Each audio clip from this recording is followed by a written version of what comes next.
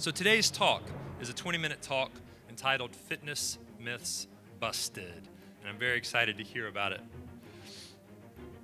Our speaker today is our manager for our HP Fitness Center. I think you all know him, Jason Tagle. Welcome.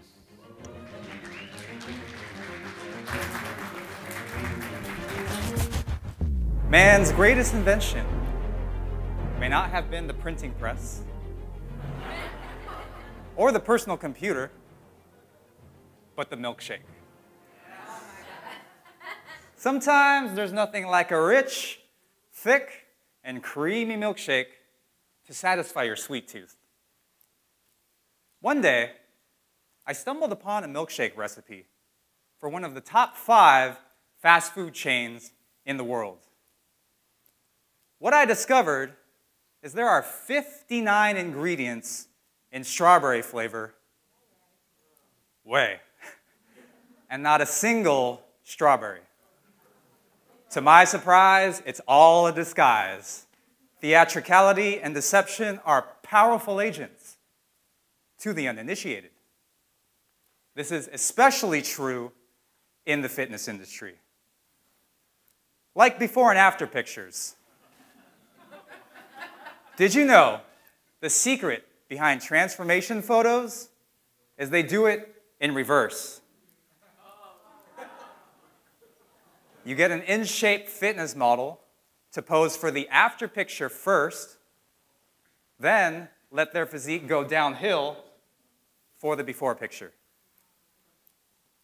This right here is from the documentary film Bigger, Stronger, Faster. They were showing that before and after pictures can be taken on the same day. By using all sorts of camera tricks and photo editing, you can completely manipulate the body. You're probably wondering, do people fall for this? And the answer is yes. For 20 years, I've been pursuing this thing called fitness. I spent a lot of that time feeling another F word. Not the one you're thinking of. Frustrated. I felt frustrated, misguided, and misled by all the misinformation out there. Such as if I skipped a meal, muscle would fall right off the bone. Or if I ate past a certain hour at night, gremlins would give me love handles. Of course, none of this made sense, so I stopped consuming popular fitness media and studied how the body actually works. I wanted answers. I wanted the truth. Today, I'm busting 3 of the most common fitness myths because I know you can handle the truth.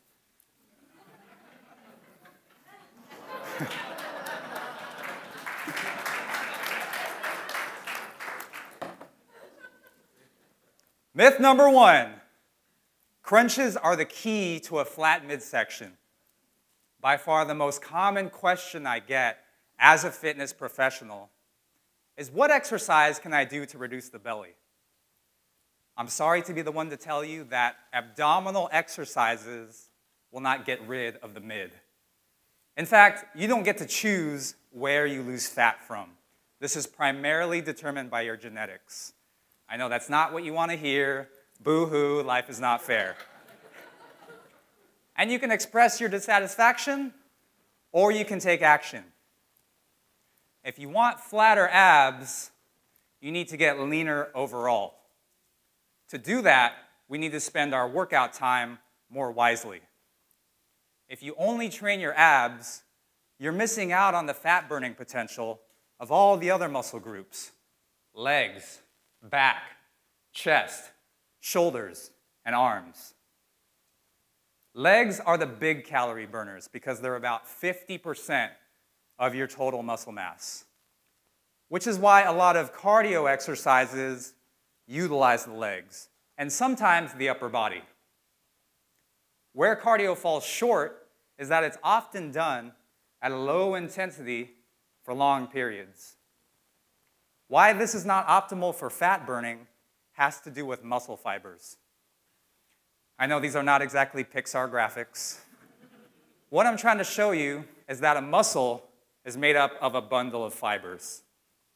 the number of muscle fibers you recruit during physical activity is dependent on the intensity of activity. Basically, your muscles are lazy and will do the least amount of work to get the job done. Low-intensity muscle contractions only recruit a small number of muscle fibers. The analogy is if I move several of these chairs, one by one, not a very efficient task, but it only takes one person to do it. To lift this couch, we need two people. Essentially, as we increase the demand, we have to increase the supply. The supply are more muscle fibers. This is why resistance training has a fat-burning advantage over traditional cardio exercise. By increasing resistance, you increase fat burning. Of course, we can't ignore the other side of the coin, which is nutrition. No matter how hard you train, if you don't get your diet together, all of that hard work will never show. I only have 3 rules when it comes to nutrition. The first rule is to stop thinking about foods as good or bad, healthy or unhealthy, and to start thinking about foods as either satisfying or unsatisfying. If what you eat contains just the right mix of nutrients your body needs at that moment, it'll be satisfying. I only want you to eat foods that satisfy you. The second rule is do not let serving sizes determine how much you should eat. When you order items off a menu, for example, the portions are typically one size fits all. But I look around this room and I don't see 2 people who are identical. So it's a mistake to rely on visual cues to tell you how much to eat. You have to use your intuition to stop eating the moment you're satisfied. Don't wait until you're so full you can't move. If you prefer to crunch numbers, you can use the body gem to measure how many calories you need per day. When you burn fat, you breathe it out as carbon dioxide. So by breathing into the body gem for 10 minutes, it measures your oxygen consumption and carbon dioxide production, which gives us your daily calorie budget. And for a small fee, we do this at the fitness center if you want to. The third rule is to eliminate trigger foods from your environment. What do I mean by trigger foods? Girl Scouts will hate me for this. Trigger foods are foods that once you start, you can't stop. And you won't stop until it's all gone. You put a box of Thin Mints in front of me, and I will make it disappear. Trigger foods open the floodgates to overconsumption. If you want to stay on track, you got to cut back.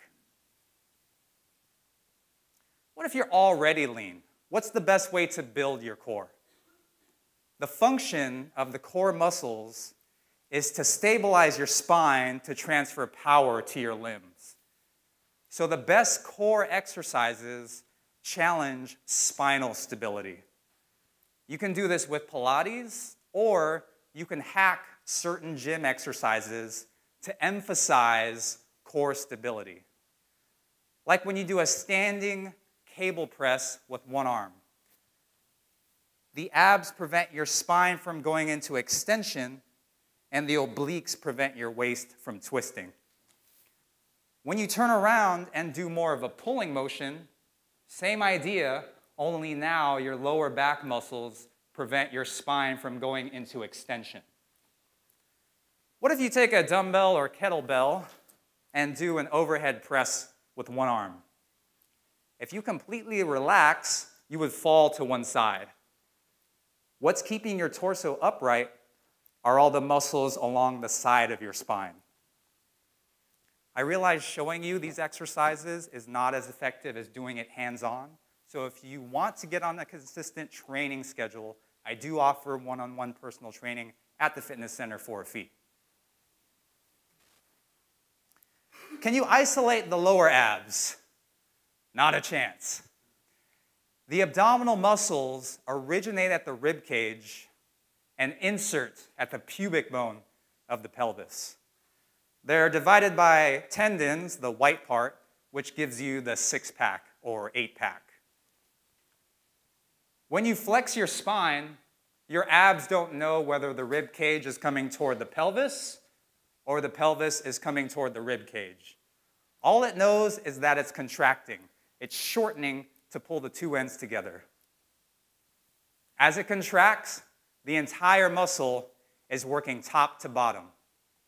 There is no such thing as a lower ab exercise. If you want your lower abs to show, you need to get very lean. For women, that's around 15% body fat. For men, that's around 10% body fat. The key to abs is to get as lean as possible. Myth number 2, muscle weighs more than fat. This one drives me up the wall. Pop quiz. What weighs more? 1 pound of rocks or 1 pound of paper? They weigh exactly the same. A pound is a pound is a pound. 1 pound of fat weighs the same as 1 pound of muscle. The difference is fat is bulkier than muscle tissue and takes up more space under the skin. In fact, 1 pound of 1 pound of fat is about the size of a small grapefruit, whereas a pound of muscle is the size of a tangerine. So you can let go of the notion that gaining muscle will bulk you up. Muscle is not bulky. It's actually very sleek. If you've ever been to a science museum for the human body, you know exactly what I'm talking about. Pure muscle tissue is very sinewy. Some people say that working out turns fat into muscle, and if you stop working out, your muscles turn into fat. Neither is true, although it appears that way.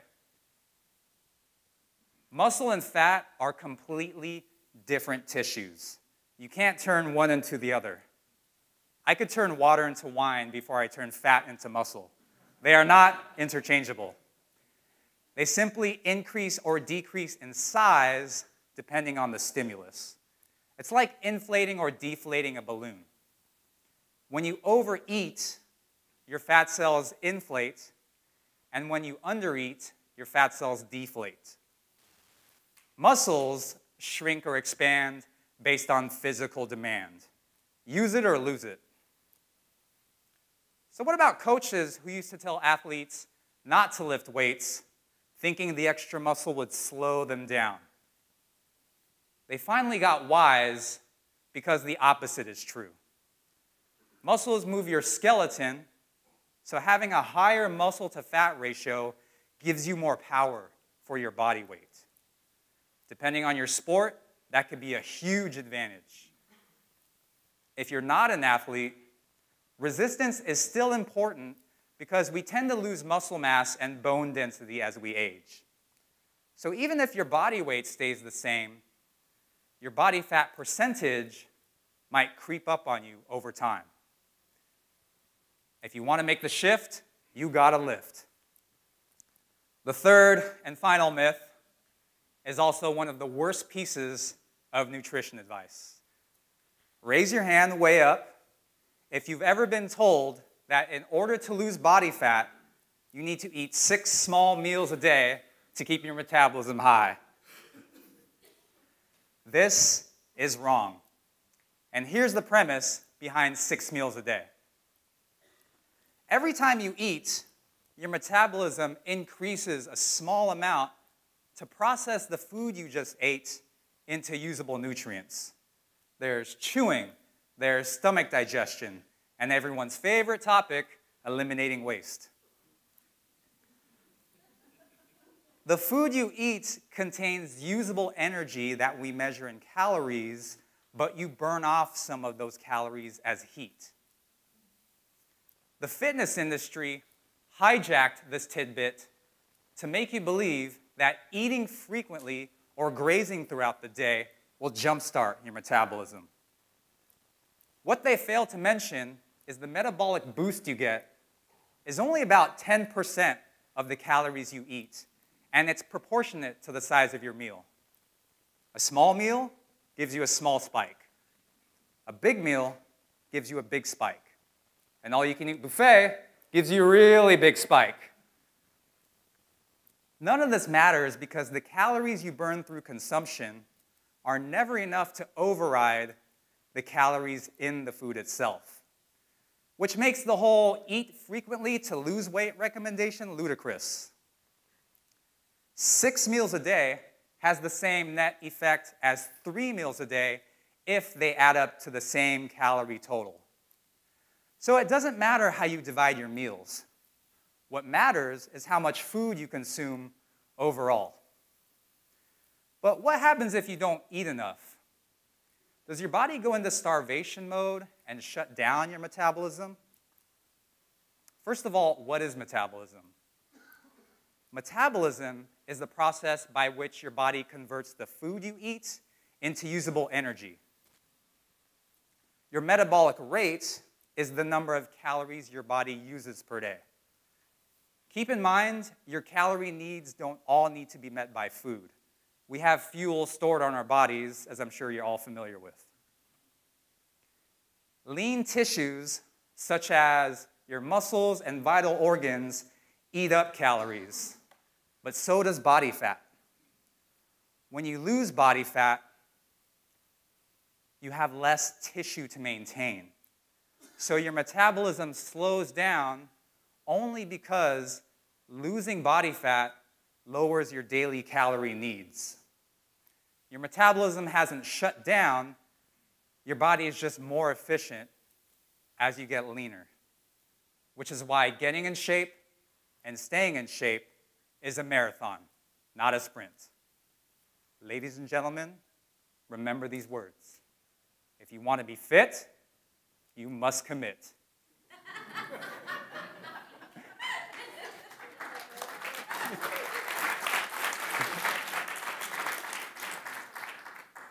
Quick summary, then we'll do Q&A.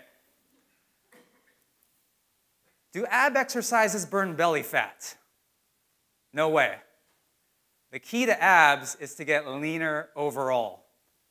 Train your whole body with resistance and make sure your diet is right on the money. Does muscle weigh more than fat? Impossible. A pound is a pound is a pound. Muscle takes up less space and makes you more athletic. Is starvation mode a myth or reality? It's a myth. The only reason your metabolism slows down as you get leaner is because there is less fat tissue to maintain. As long as you keep your calorie intake down, you'll keep your body fat down. There's no secret, there's no magic bullet. If you want to be fit, you must commit. Listen, fitness is not just about upping the weight, upping the reps, or upping your steps. It's about upping your wisdom. What I'm telling you is this. I've upped my wisdom, so up yours. Thank you.